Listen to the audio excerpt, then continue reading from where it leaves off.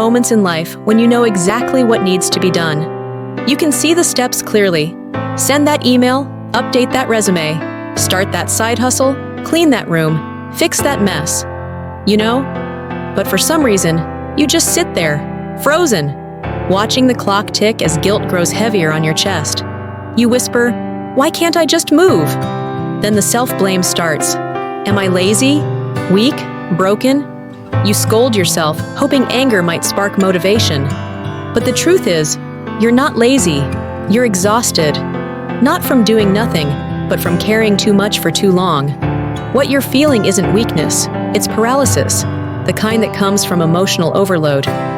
Your mind has been in survival mode for so long, it no longer distinguishes rest from danger.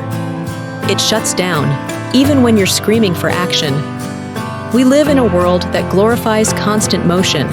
Hustle, grind, push harder. But what if the real act of courage isn't movement?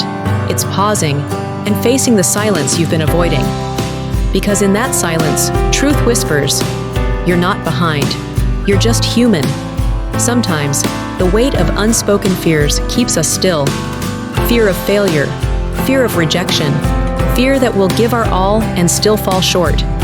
So we stay in limbo, convincing ourselves we're resting, when in reality, we're hiding from the pain of disappointment. But here's the secret no one tells you. Even when you feel paralyzed, your awareness of it is progress. You're not numb, you're aware. And awareness is the first sign of awakening. So start small.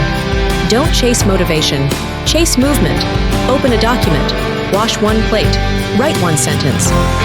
Because momentum doesn't come from giant leaps.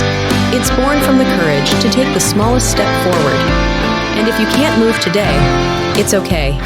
Maybe today's task isn't to move, but to forgive yourself for not moving yet. You see, growth isn't always visible. Sometimes healing looks like crying in silence, relearning patience, and choosing to stay hopeful even when progress feels invisible. You're not alone in this paralysis. So many of us look fine on the outside while drowning inside. We keep scrolling, distracting, pretending we're okay, because stopping to feel would mean facing everything we've avoided. But what if that's exactly what we need? To feel, to slow down, to let the tears fall, not as a sign of weakness, but as proof that we're still alive, still fighting. So the next time you catch yourself whispering, "Why can't I move?" try answering gently, "Because I've been trying so hard for so long, and I'm allowed to rest." And when you're ready, not pressured, not rushed, take one small step. Because every time you stand up again, no matter how shaky your knees feel, you're rewriting your story. One quiet comeback at a time.